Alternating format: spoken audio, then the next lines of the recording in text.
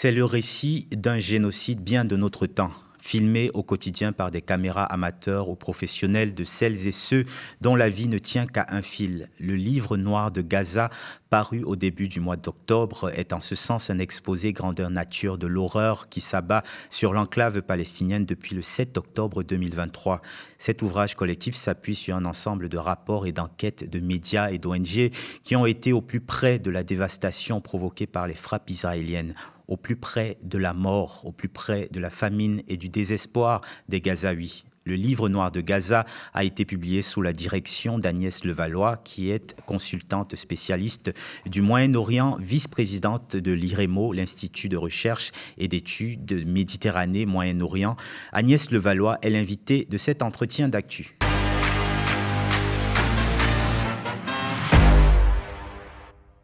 Bonjour Agnès Levallois. Bonjour. Alors, Une guerre sans fin, c'est ainsi que vous avez choisi d'intituler l'introduction de ce livre noir de Gaza, introduction dans laquelle vous faites également un point général sur la situation, à la fois depuis un an, mais également depuis 1948. C'était important pour vous de commencer par mettre en évidence ce fait qui est souvent occulté dans le récit de ce qui se passe à Gaza, c'est-à-dire que le martyre des Palestiniens date de bien avant le 7 octobre 2023. Oui, il m'a paru absolument indispensable de mettre ou d'inscrire ce massacre du 7 octobre dans une histoire, dans son histoire, alors que selon beaucoup de commentateurs, ou quand on écoutait les premières réactions au lendemain du 7 octobre, on avait le sentiment que tout ça était intervenu comme ça, sans raison particulière. Or, ce massacre, aussi horrible soit-il, s'inscrit dans une histoire, et que si on veut comprendre ce qui ne veut pas dire justifier, mais si on veut comprendre ce qui s'est passé le 7 octobre 2023, on se doit d'avoir ce retour historique sur l'histoire de la Palestine depuis 1948, et tout particulièrement de ce territoire particulier qui est la bande de Gaza, puisque c'est une histoire quand même assez singulière, dans le sens où cette bande de Gaza a été habitée par de nombreux réfugiés palestiniens qui ont dû quitter leur maison alors qu'ils étaient dans ce qu'on appelle aujourd'hui la Cisjordanie, ou ce qui est devenu l'État d'Israël. Eh bien, en gros, 250 000 de ces Palestiniens ont trouvé refuge à l'époque dans cette bande de Gaza. Et c'est important d'avoir ce recul historique pour comprendre aussi comment les Gazaouis se comportent actuellement, et ces Gazaouis qui savent que s'ils partent aujourd'hui de la bande de Gaza, ils ne pourront jamais y revenir, comme leurs parents ou grands-parents avaient dû quitter leur maison, sont allés dans la bande de Gaza et n'ont jamais pu rentrer chez eux, alors qu'à l'origine, on leur avait dit qu'ils partaient pour quelques jours, éventuellement quelques semaines. Et donc, ça m'a paru important pour comprendre le déroulé de ce qui se passe, et bien de refaire une histoire un peu rapide, bien sûr, mais qui donne des points de repère, me semble-t-il important. Alors, vous écrivez, le 7 octobre a fait ressurgir la question palestinienne de la pire des façons, et l'attaque du Hamas, aussi horrible soit-elle, ne peut et ne doit être déconnectée de l'histoire depuis la création de l'État d'Israël en 1948.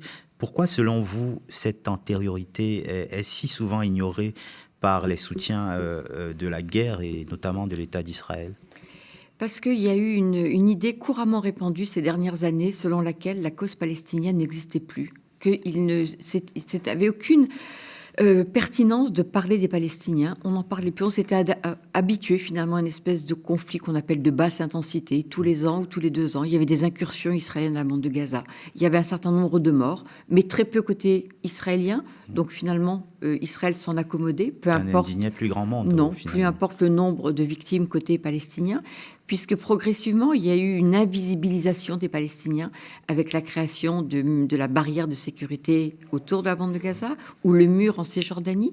Et donc, on s'était habitué, si je puis dire, à cette situation. Et les fameux accords d'Abraham, ces accords de normalisation qui ont été conclus par Israël avec certains pays arabes, comme les Émirats arabes unis, Bahreïn, le Soudan ou le Maroc, eh bien, ont conforté l'idée selon laquelle cette cause palestinienne n'existait plus et qu'on pouvait faire fi des revendications nationalistes palestiniennes. Et c'est pour ça que je dis que ce qui s'est passé le 7 octobre, le massacre du 7 octobre, a fait ressurgir, a montré que cette question palestinienne qu'on pensait avoir mis sous le tapis, eh bien, évidemment, a ressurgi parce qu'il n'était pas pensable pour les Palestiniens, eh bien, de disparaître comme Israël souhaiterait faire disparaître disparaître les Palestiniens. Alors, ce livre noir de Gaza, vous avez commencé à l'élaborer en janvier 2024, dans un contexte où l'armée israélienne empêche les journalistes étrangers d'accéder à la bande de Gaza. Comment avez-vous fait pour contourner cette difficulté ?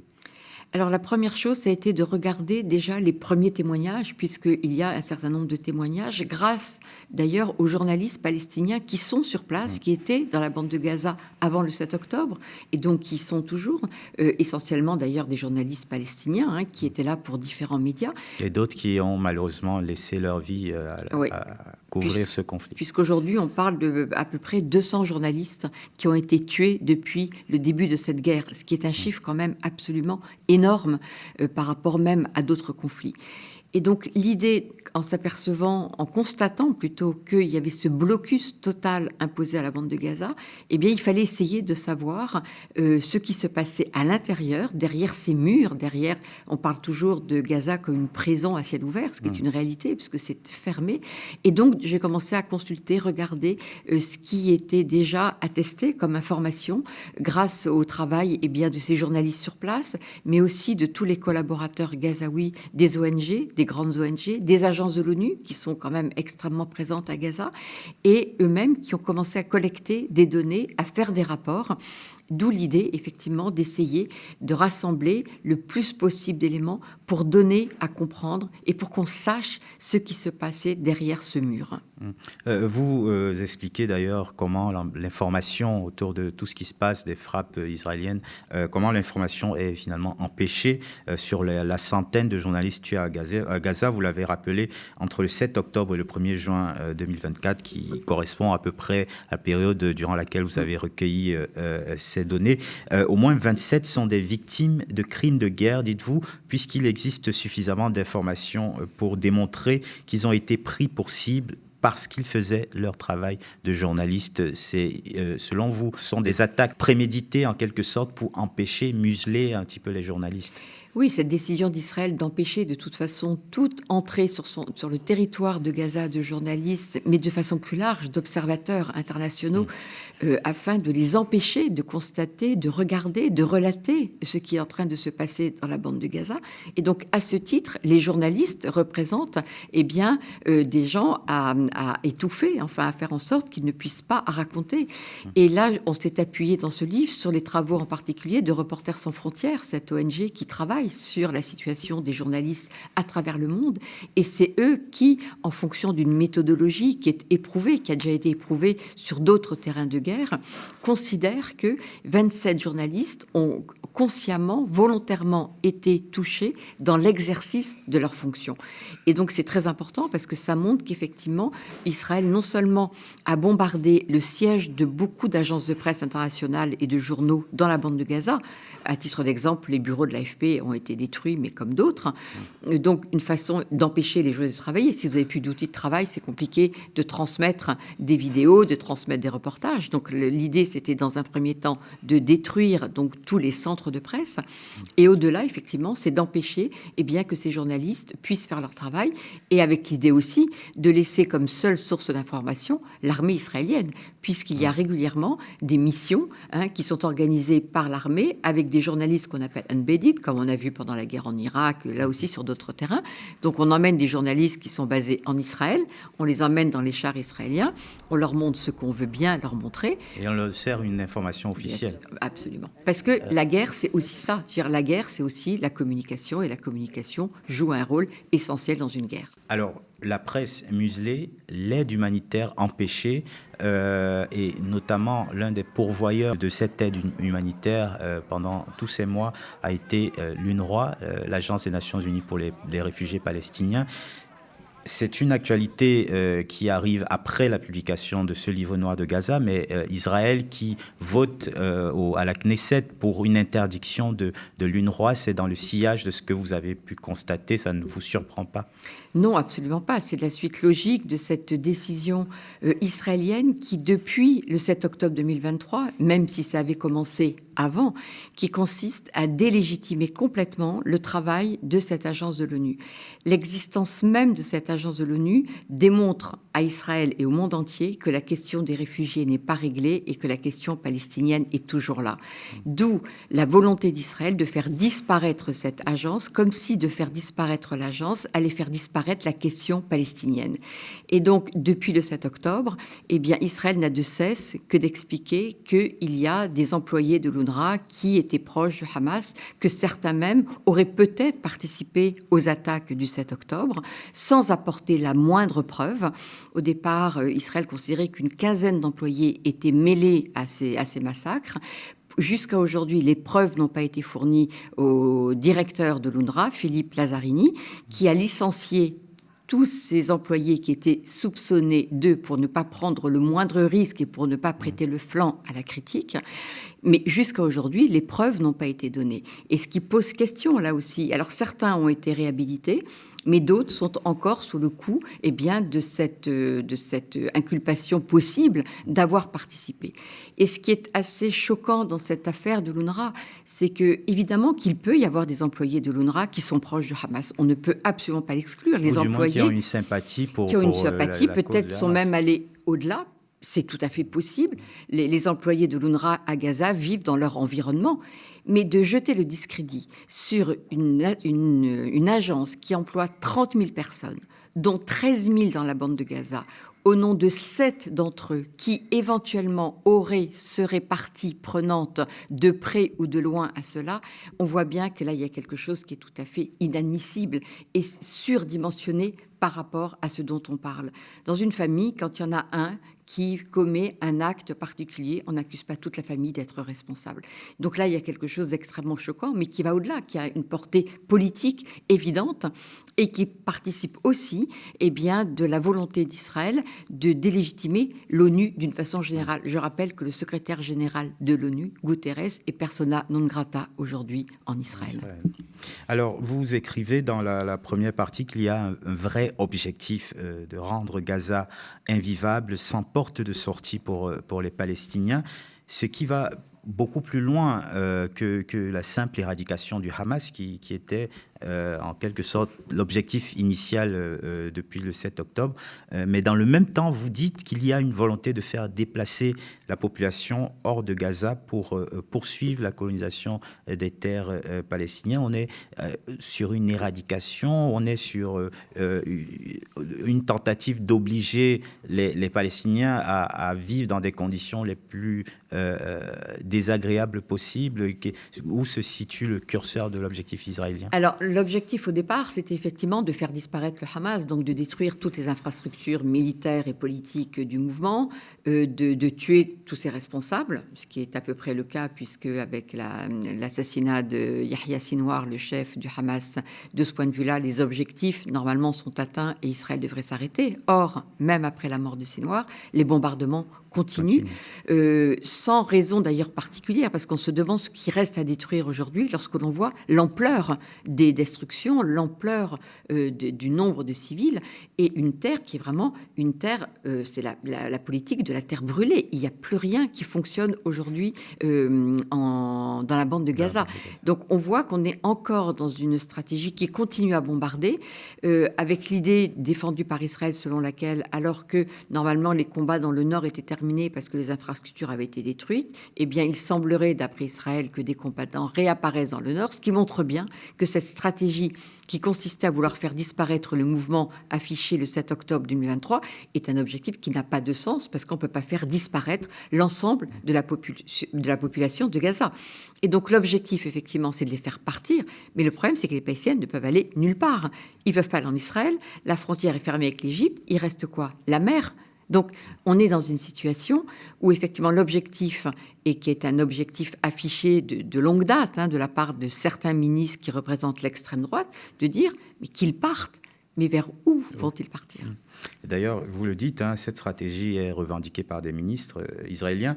Vous rappelez que le 2 janvier 2024, Itamar Ben-Gvir, qui est ministre de la Sécurité nationale, a appelé au lendemain d'un appel similaire du ministre des Finances, Bezalel Smotrich, au retour des colons juifs à Gaza et a encouragé la population palestinienne à immigrer. Le même Itamar Ben-Gvir, ministre d'extrême droite, je le rappelle, a réitéré ses propos le 21 octobre dernier lors d'un meeting. Écoutons. Nous pouvons retourner à Gush Katif. Nous pouvons construire Kfar Darom. Nous pouvons reconstruire Netzarim Asmona. Et nous pouvons faire quelque chose de plus. Encourager l'émigration. Encourager l'émigration. Encourager l'émigration. La vérité, c'est qu'il s'agit de la solution la plus morale, la plus correcte, pas contrainte. Mais de dire aux Palestiniens, nous vous donnons une chance, partez d'ici pour d'autres pays. Le pays d'Israël est à nous. Alors, Agnès Valois, pourquoi ces appels bien officiels à déplacer toute une population ne termine-t-il pas la discussion sur le nettoyage ethnique? Pourquoi on a l'impression que, malgré des prises de position de ministres, cette question se pose encore pour beaucoup dans la diplomatie internationale, par exemple? Oui, parce que j'ai le sentiment que c'est tellement énorme ce qui se passe aujourd'hui dans la bande de Gaza et qu'il y a toujours cette difficulté finalement à regarder ce qui se passe en Israël de la même façon que ce qui se passe ailleurs dans le monde. Les conditions même de la création de cet État d'Israël est telle, la culpabilité européenne est telle à l'égard de ce qui s'est passé, de la Shoah pendant la Deuxième Guerre mondiale en Europe, eh bien, joue toujours dans la perception que l'on a de cet État qui a le droit d'exister, bien évidemment. La question ne se pose absolument pas. Mais le massacre du 7 octobre a ravivé des angoisses, des peurs, un effet de sidération chez les Israéliens et du coup a réactivé aussi cette culpabilité. Et donc toute parole qui s'élève contre la stratégie israélienne incarnée par ces ministres d'extrême droite n'est pas condamnée de la même façon que si elle était prononcée dans un autre cadre ou dans un autre pays. Et c'est ça qui est très frappant et qui est, de sa manière, je dirais, assez pervers parce que ça empêche de pouvoir utiliser des termes, de dire exactement ce qui se passe, de dénoncer ce qui se passe et de se donner les moyens surtout d'arrêter ce massacre qui est un massacre qui se déroule sous nos yeux sans que personne ne l'arrête. Alors, Ronnie Broman, qui signe la préface de votre ouvrage, dit aucun massacre de cette envergure n'a reçu un tel soutien de la part de pays démocratiques professant à tout propos leur attachement au droit international et aux droits humains. Pourquoi ces grandes puissances restent aussi impassibles, voire complices d'Israël, alors que leurs opinions publiques apparemment sont majoritairement pro-palestiniennes et se mobilisent même dans ce sens? Bien, c'est vrai que je pense qu'on assiste à un divorce de plus en plus grand entre les élites politiques ou le personnel politique et les opinions publiques qui, elles, sont beaucoup plus sensibles à ce qui se passe, aux images que l'on peut voir de ces massacres dans la bande de Gaza, de ces enfants qui sont tués alors qu'ils n'ont rien demandé à personne, bien évidemment. Et donc ce divorce, me semble-t-il, est en train de prendre des proportions énormes sans que les autorités politiques ne prennent en compte cet élément qui est un élément important, comme s'il y avait toujours ce spectre, cette responsabilité, de cette culpabilité qui s'est passée en Europe avec la Shoah, et qu'on n'arrive pas à dépasser cela.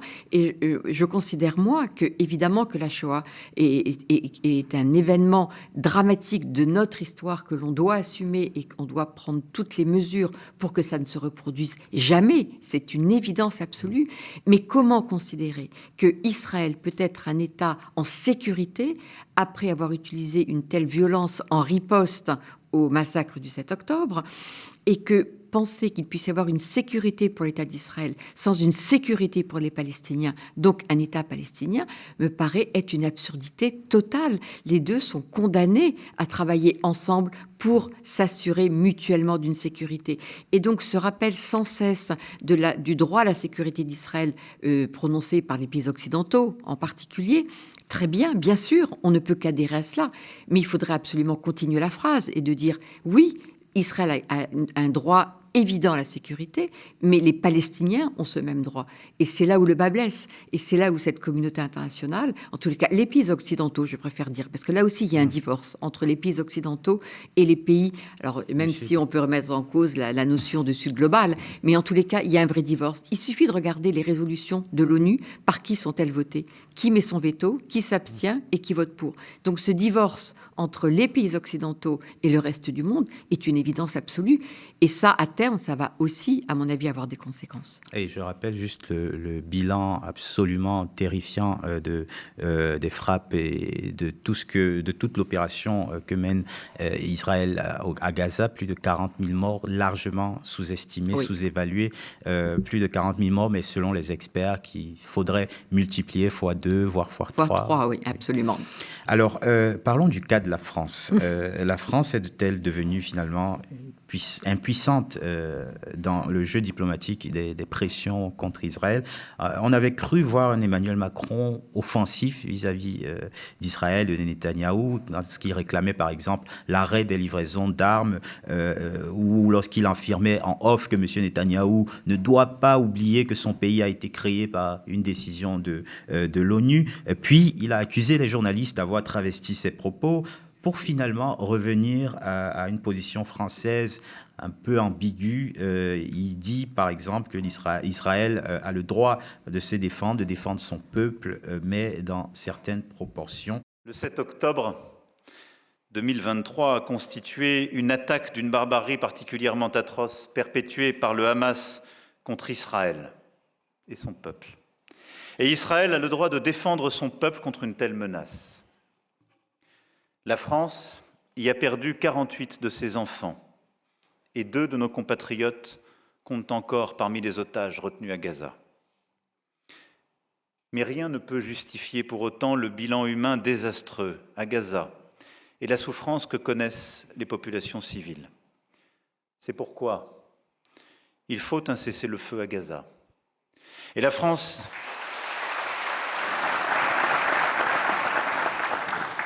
Et la France n'a eu de cesse de le demander depuis novembre dernier, un cessez-le-feu pour libérer les otages, pour protéger les populations et permettre enfin à l'aide humanitaire de parvenir dans la bande de Gaza. Au Liban également, il faut un cessez-le-feu et l'arrêt des opérations militaires. Nous y œuvrons depuis plusieurs semaines en lien avec nos partenaires américains et plusieurs autres. Je repose ma question, est-ce que la France est devenue totalement impuissante dans ce jeu diplomatique? Oui, bien sûr, la France n'a pratiquement aucun levier, pour ne pas dire plus aucun levier. La seule puissance qui a un levier sur Israël aujourd'hui, ce sont les Américains. Pourquoi? Parce que ce sont eux qui fournissent l'armement à Israël. Si les États-Unis arrêtaient demain de fournir les munitions à Israël, la guerre s'arrêterait au bout de 8 jours parce qu'Israël n'a pas de réserve.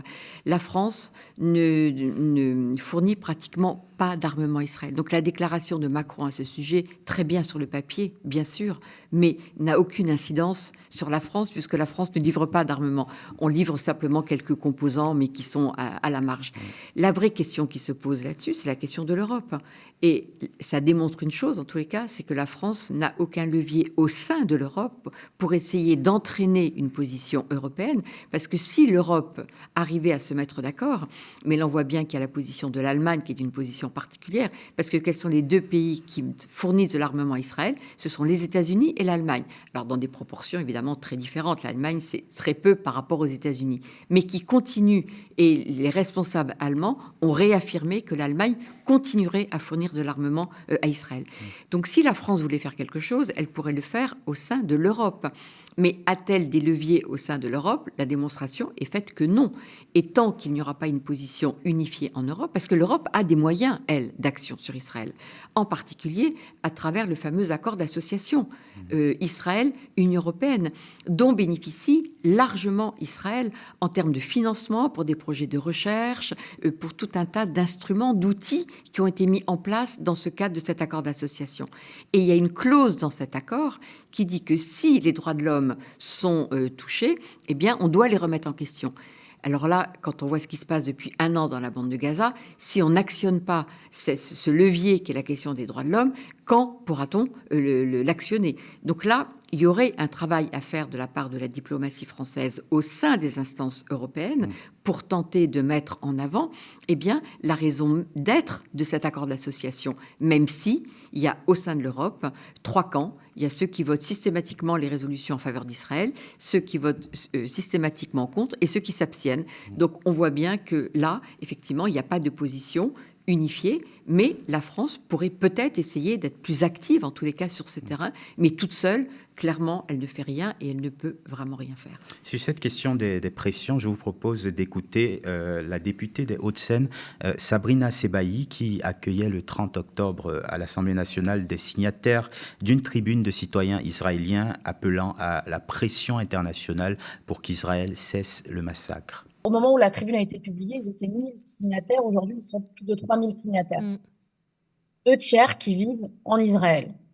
D'abord, ils nous ont expliqué que pour ceux qui avaient signé cette tribune, qui habitent en Israël, la situation est extrêmement difficile, notamment pour les professeurs d'université, puisqu'aujourd'hui, ils sont menacés d'être chassés de leur poste à l'université à cause de la signature de cette tribune qui demande des sanctions très fortes. Elle demande en fait à ce que la communauté internationale, les États-Unis, la France, d'autres pays prennent des sanctions vis-à-vis de l'État d'Israël pour arrêter ce massacre et ce génocide en cours et pour obtenir un cessez-le-feu. Ils le disent avec leurs mots parce que c'est vrai qu'ils nous ont dit, mais nous, en fait, sauvez-nous de nous-mêmes, sauvez-nous de ce que nous sommes devenus. Ce sont leurs mots, c'est-à-dire qu'ils estiment aujourd'hui qu'ils sont eux-mêmes comptables quelque part, puisque le gouvernement agit en leur nom, et qu'ils sont entraînés malgré eux dans la responsabilité de ce qui se passe. Et ils avaient besoin d'être entendus. Ils nous ont dit clairement, les Palestiniens pour eux sont des êtres humains comme eux. On est libres et égaux. Et donc, ils nous ont dit voilà, nous, on a le sentiment qu'aujourd'hui, une partie de la population et de la communauté israélienne, en fait, est rentrée suite au traumatisme du 7 octobre, ce sont leurs mots, ont une volonté de punir les Palestiniens. Il y a une volonté populaire de punir le peuple palestinien.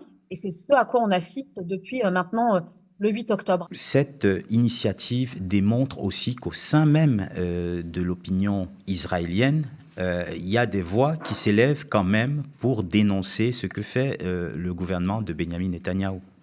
Oui, alors c'est salutaire. Heureusement qu'il y a ces voix. Pour l'instant, le problème, c'est que ces voix sont extrêmement marginales et qu'on les entend très peu, puisque, rappelons quand même un fait qui est important en Israël, le fait qu'il y ait toujours des otages israéliens détenus dans la bande de Gaza par le Hamas fait qu'il y a une impossibilité pour la majorité des Israéliens de regarder au-delà en raison de ce que représente ce drame d'avoir encore des otages retenus dans la bande de Gaza. Donc cette mobilisation de ces citoyens israéliens est très importante parce que je pense que là, actuellement, la seule chose qui pourrait faire bouger ce gouvernement, c'est une très forte mobilisation de la société israélienne.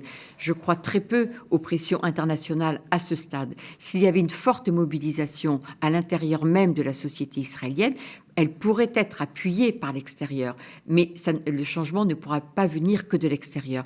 Donc cette mobilisation est importante, mais il faut absolument qu'elle soit beaucoup plus large, parce que même quand on a vu les manifestations contre Netanyahou, elles étaient contre Netanyahou, contre sa stratégie qui consiste, sa manière à abandonner les otages à leur sort, mais qui n'était en rien une contestation de la guerre telle qu'elle est menée dans la bande de Gaza.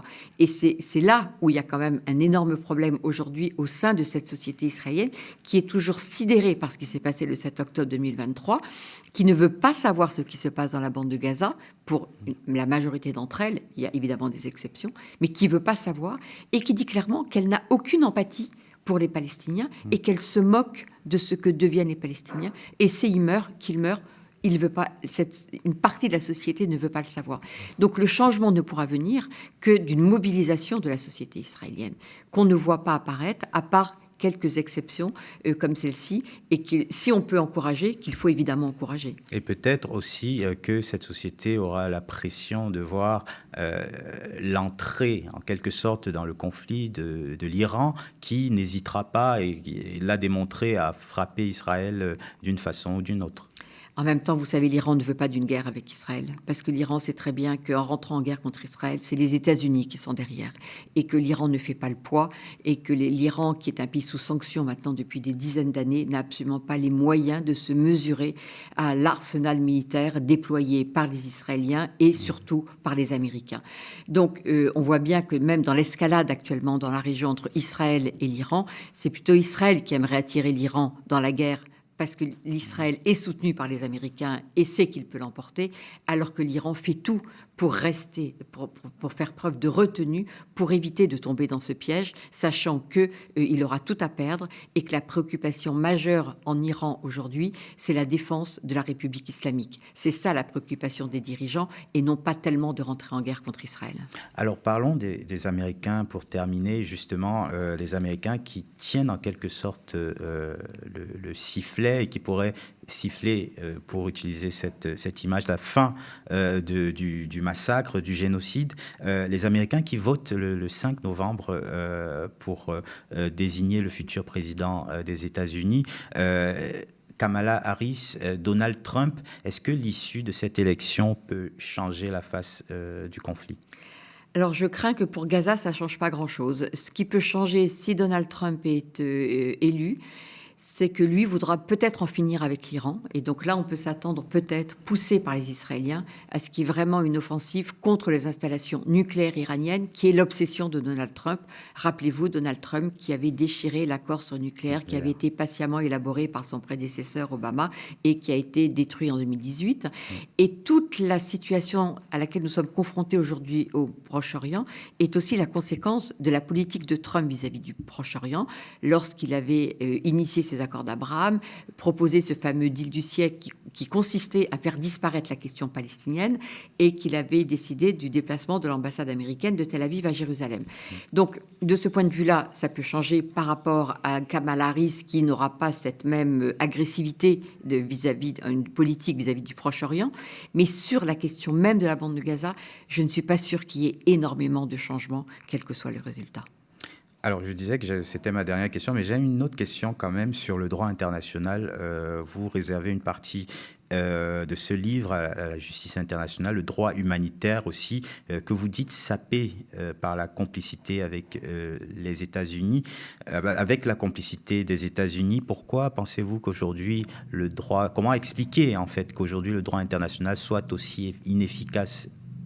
Parce que le problème du droit international, c'est une très importante. Ce sont des outils importants qu'il ne faut pas du tout négliger et qu'il ne faut pas mettre de côté systématiquement. Mais il n'y a aucun processus de contrainte pour appliquer ce droit international. Et toute la question, elle est là finalement. Il peut y avoir des avis, il peut y avoir des décisions, mais s'il n'y a aucun mécanisme pour le faire appliquer, eh bien, c'est la limite. Donc, c'est une espèce, il y a un aspect moral qui est très important. Il y a un aspect qu'il faut mettre en avant. Et donc, tout le monde est dans l'attente du fameux avis de la Cour pénale internationale avec ces fameux mandats d'arrêt qui pourraient être émis. Mais justement, excusez-moi de vous couper, on a l'impression qu'il y a un double standard parce que il aura fallu à la CPI 2 à 3 semaines pour émettre les mandats d'arrêt contre Vladimir Poutine dans la guerre en Ukraine. Et ça fait plus de 6 mois, corrigez-moi si je me trompe, depuis le mois de mai, qu'on attend la décision de la CPI. Comment expliquer cette espèce de double standard ? Ce que l'on sait, c'est qu'il y a des fortes pressions qui sont exercées par les Israéliens, par les Britanniques avant le changement de régime en Grande-Bretagne, par les Américains sur les juges de la CPI, considérant que Israël étant un État démocratique, il n'a pas à subir ce genre de décision, à la différence de la Russie de Poutine, qui n'est pas considérée comme un État démocratique. Donc là, on est vraiment sur cette rhétorique qui évidemment pose problème, parce et je pense qu'il pose encore plus de problèmes aujourd'hui pour une raison très simple. C'est que vous vous souvenez peut-être qu'il y avait donc une proposition de mandat d'arrêt contre 3 responsables israéliens, mais contre 3 responsables du Hamas. Yahya Sinwar, Mohamed Deif et j'oublie le 3e. Mais ils ont tous été tués, ils ont tous été assassinés. Donc aujourd'hui, si les mandats d'arrêt sont émis, ils ne sont émis que contre des Israéliens. Et ça, je pense que ça complique encore le travail des juges qui subissent des pressions, parce que ça laisserait entendre que finalement les seuls responsables et les seuls qui subissent cette sanction, ce sont les Israéliens, et que les responsables du Hamas ne sont pas contraints par cela. Évidemment, il faut relativiser tout ce que je suis en train de dire, mais vous voyez, en termes d'image et en termes de perception, ce que cela veut dire. Et donc, je pense que ça complique encore plus le travail des fameux juges d'essayer de s'abstraire des critiques pour simplement faire leur travail. Merci beaucoup Agnès Levallois. Je rappelle que vous êtes vice-présidente de l'IREMO, l'Institut de recherche et d'études Méditerranée-Moyen-Orient, et donc spécialiste de cette région. Et merci à vous d'avoir regardé cet entretien d'actu sur le canal 165 de la Freebox, sur YouTube ou sur notre site internet. Le média, votre média, on le rappelle, ne vit que des abonnements, de soutien et des dons de celles et ceux qui l'aiment. Si vous le pouvez, allez sur le site internet lemediatv.fr/soutien et donnez-nous de la force. Restez connectés aux médias.